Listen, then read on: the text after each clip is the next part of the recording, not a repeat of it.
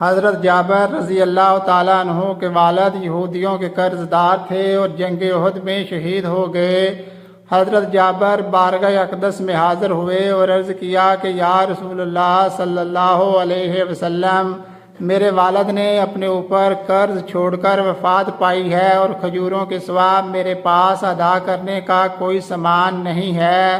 صرف کھجوروں کی پیداوار سے کئی برس تک یہ قرض ادا نہیں ہو سکتا۔ آپ میرے باغ میں تشریف لے چلیں تاکہ آپ کے ادب سے یہودی اپنا قرض وصول کرنے میں مجھ سے سختی نہ کریں۔ چنانچہ آپ باغ میں تشریف لائے اور کھجوروں کا ڈھیر لگا ہوا تھا، اس کے گرد چکر لگا کر دعا فرمائی اور خود کھجوروں کے ڈھیر پر بیٹھ گئے۔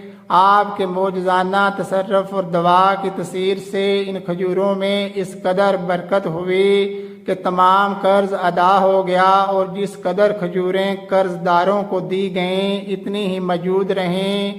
حضرت ابو ہریرہ رضی اللہ تعالیٰ عنہ کا بیان ہے، میں حضور اقدس صلی اللہ علیہ وسلم کی خدمت اقدس میں حاضر ہوا تو آپ نے مجھے چند کھجوریں عطا فرمائیں، تو میں نے عرض کیا کہ یا رسول اللہ صلی اللہ علیہ وسلم، ان کھجوروں میں برکت کی دعا فرما دیجئے۔ آپ نے ان کھجوروں کو اکٹھا کر کے دعائے برکت فرما دی اور ارشاد فرمایا، تم ان کو اپنے توشہ دان میں رکھ لو اور جب تم چاہو ہاتھ ڈال کر اس میں نکالتے رہو، لیکن کبھی توشہ دان جاڑ کر بالکل خالی نہ کر دینا۔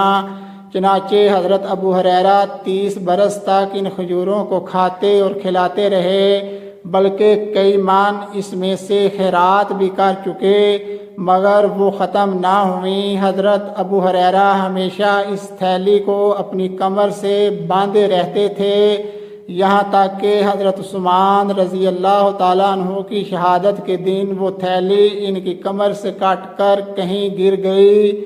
اس تھیلی کے ضائع ہونے کا حضرت ابو ہریرہ کو عمر بھر دکھ اور صدمہ رہا۔ چنانچہ وہ حضرت عثمان کی شہادت کے دن نہایت رقت انگیز اور درد بھرے لہجے میں یہ شعر پڑھتے ہوئے چلتے پھرتے تھے کہ لوگوں کے لیے ایک غم ہے اور میرے لیے 2 غم ہیں، ایک تھیلی کا غم، دوسرے حضرت عثمان کا غم۔